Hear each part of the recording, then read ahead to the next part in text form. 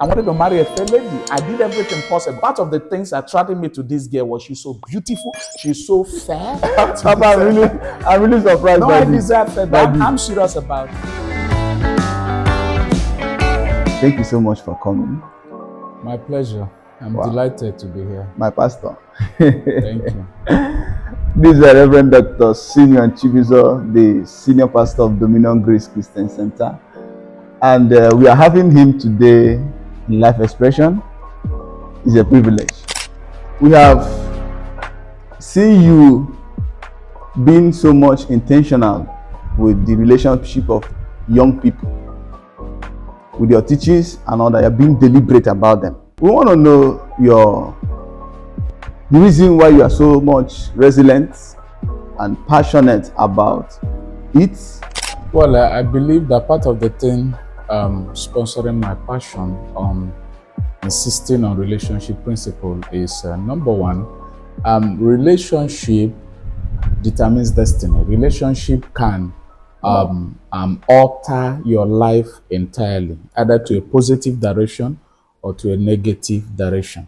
Despite the way the society has been overwhelmed by several negative approach to the issue of relationship, I'm particular about it because I know that for those of us who are Christians and who are believers, if we are not careful, we'll be influenced by the negative concept and opinion about relationships. So my passion is sponsored by the Word of God, by my conviction. Sometimes when I teach some of those things, I feel that the responsibility, the necessity has been laid on me to be able to pass across some of this information to help our generation. And we are not going to allow the word system or the principles of the word to overwhelm the scripture. So sometimes we preach those things passionately, believing that God can use it to direct people who are ready to listen to us and who are ready to believe in the reality of true relationship. What do you think is the reason people make wrong choice in marriage? Well, there are several reasons to that. Many reasons, especially in this present generation. People make wrong choices because sometimes we don't understand purpose of relationship or marriage. People make wrong choices because too many times we look at the money, we look at the beauty, we look at the physical structures. Just like you see some men, they will tell you they are looking for a physical attraction alone. Marriage is beyond being attracted to someone. You must understand value, you must understand reality. So many times wrong choices are made because our values about marriage and about relationship is foundationally wrong. So you must understand purpose. You must understand what you want exactly from a woman, exactly from a man. Because in most cases, people look at the guys and they say, I need a man who is this way, I need money. I've had people say that I can't marry a poor man. And I don't know their yardstick of measuring who is poor. Because sometimes you can marry somebody and all that, and you see that there is a destiny in the future of that person. You cannot really make a good choice in marriage, especially Christians. I'm a pastor, I'm operating. Every interview you're going to make me here today, I will come from Christian perspective. Wow. And that is the way I'm approaching it. So I believe that every one of us who believe God, who are Christians, must understand the purpose of marriage and must be ready to determine your own purpose on earth before you determine your partner.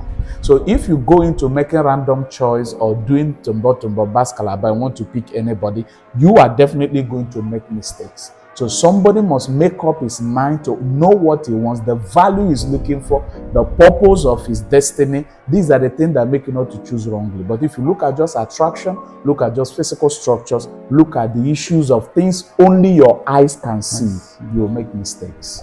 Is it possible that a lady could possess all these qualities, value,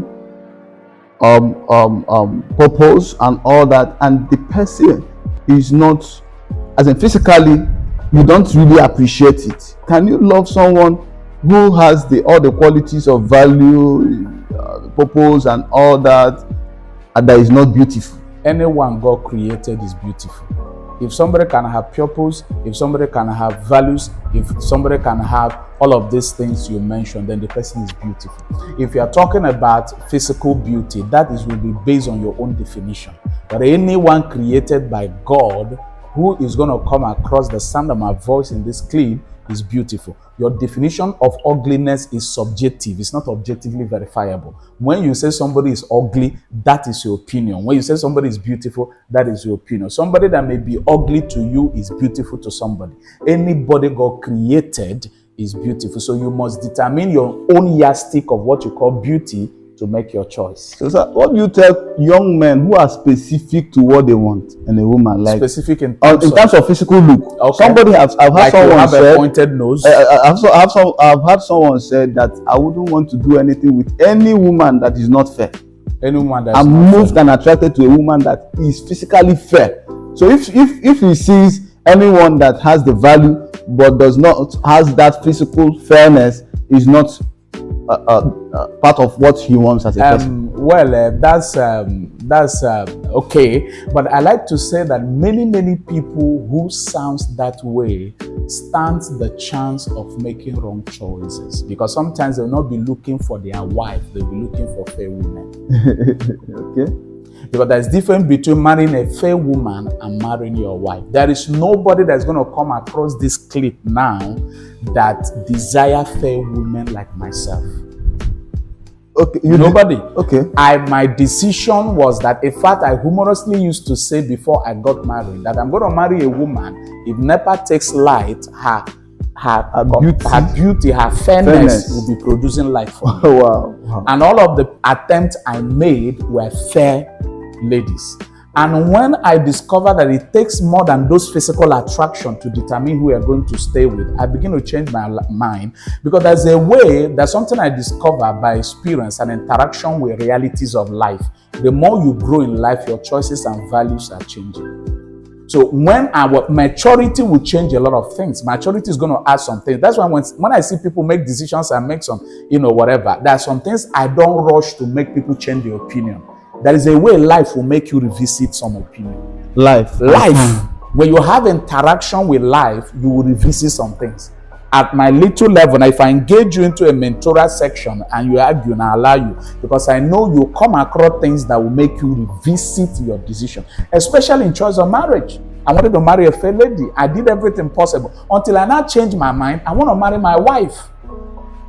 So how far did you go to get what you wanted? Well, I've got as far as discovering somebody. I told my pastor, and then I met one or two attempts and all that, but it was obvious that it was not clicking, because part of the things attracting me to this girl was she's so beautiful, she's so fair, and as in the fairness is so outstanding. But by the end of the day, the more I try to connect, the more I try to flow, the value that promotes my primary calling and assignment is not being dictated in this person. But I love this person in whatever thing we define as love. But when it has to do with, I look at her, she's so fair, she's so beautiful to behold. Beautiful to behold.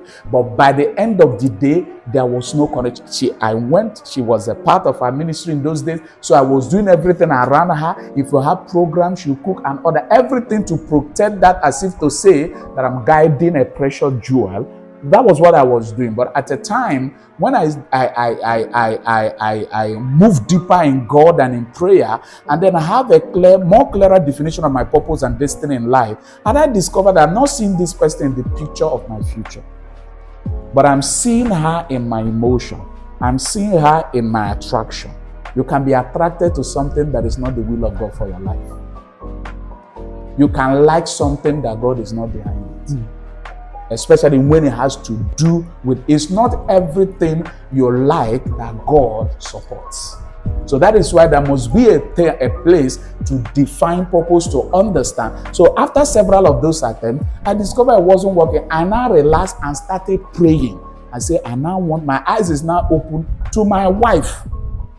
If my wife is going to be fair, glory to God. Is going to be black, whatever, red, whatever it is. If she's my wife, I discovered there's a purpose and there's a destiny, I'm married. I think that the fairness and being whatever should be one of the lowest a factor to determining your choice. Wow. So I'm really learning. This section is already good for me because I'm already started learning from what you're saying. You say that vision, value overrules our personal desires. Exactly. What the eye can see. Exactly. Wow, thank you so much for that. And I didn't know that as a pastor, you were really having a desire. I will not desire fair people. So I'm really surprised. No, I desire fair, but I'm serious about it. It was my first desire. I said it. It must be fair. If they never take light, then my wife will bring light. So you are not alone in this thing. Oh yes, yes. We came from there. Wow, thank you so much for sharing, sir. So how long you are addressing this from the perspective of Christians? Yeah. As a Christian brother and a Christian sister who is single, how long do you think courtship should last? All right, I think is from my own understanding on observation, it will depend. All right, when you immediately you are trying to get into courtship, I am of the opinion that it means that your marriage is in view.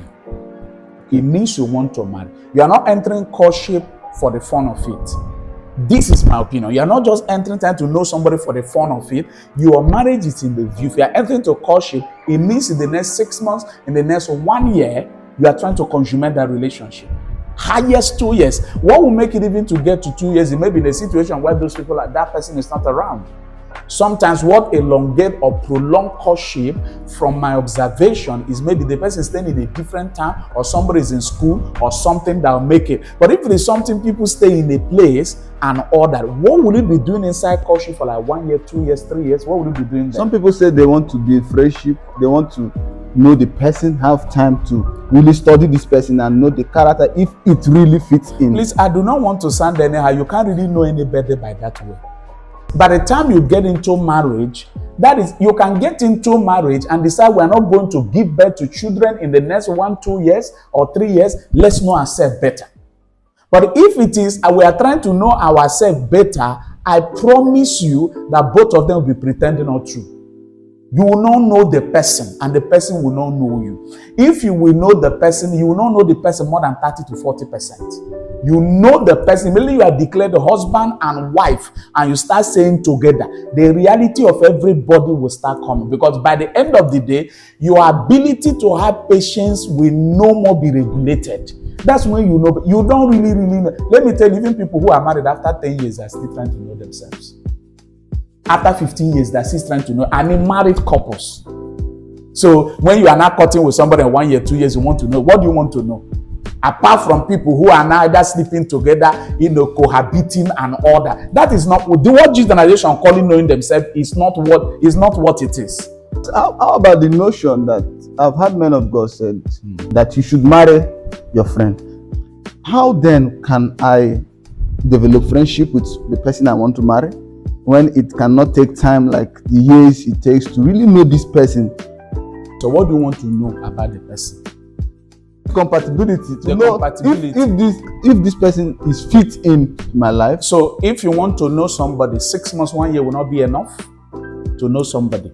Let me tell you, I say 6 months or 1 year. I'm not saying you will not know the person, but you can't know the totality of anybody in courtship. But would this 6 months be enough to identify your purpose, whether it is linked, identify if there is value in this relationship? Sir, before you approach anybody in marriage, you should have known your purpose. It is your purpose that will determine engaging anybody in relationship. Like me, as a pastor, I won't be looking for. I'm not trying to link up with somebody in a clubhouse. It is my purpose is already regulating my relationship. I stand to be challenged or corrected, but I'm of the opinion that it's in the marriage that you begin to know anybody. Cut somebody for 10 years, you won't know the person to your man. In fully knowing the person reality, if the person has not been declared your wife, has not been declared your husband, you won't know the person fully. That's my opinion. You may know something about the person, but you will not know this person fully. Well, thank you so much. We've gotten the point now, sir. From what you said, identifying purpose with a person is enough. No purpose. If people of the same Christian faith, the same belief system, these are the things that must be there. If you people are moving the same, even if it's not the same direction, similar direction. Does getting married to a pastor makes the wife of the pastor automatically ordained into the ministry as a pastor? Well, I want to say that there are several standards that was said confused a lot of young pastors. It is you that God called. If God called you, maybe you got married, being married, like I said, that standard confused a lot of people. Being married cannot make your wife to become automatically a pastor. Your wife, at the process of marrying you, can grow into the pastoral ministry. At the process of relationship and interaction with you, at the interaction with the Spirit of God and ministry, can become a pastor. But where we have issues is that most people now, immediately they are married a pastor, they become pastor Mrs. And that have confused a lot of pastors' wives. That some of them who have vision don't even know their vision because they want to become mommy Gio immediately.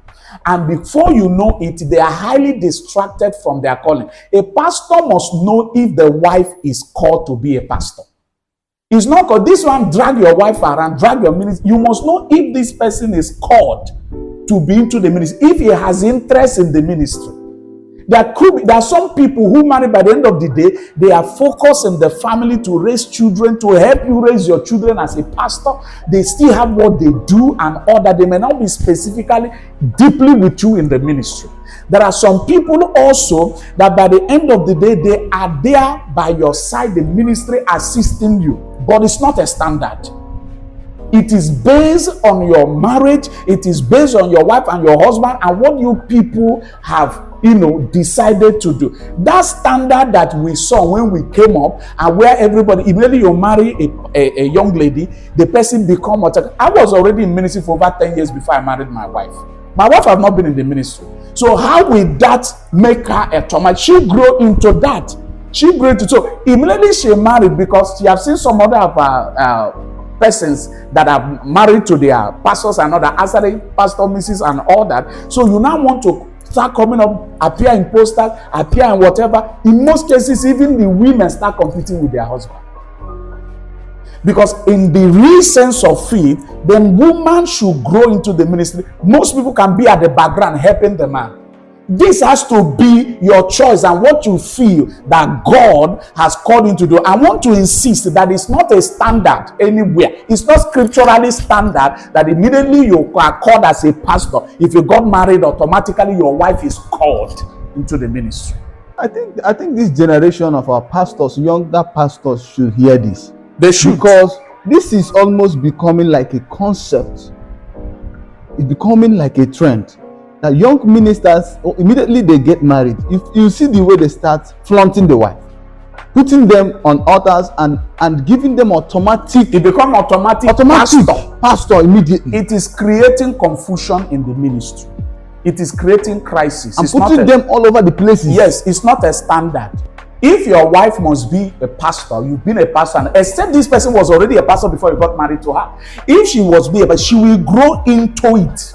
She will sit down and watch you and listen to you for some time.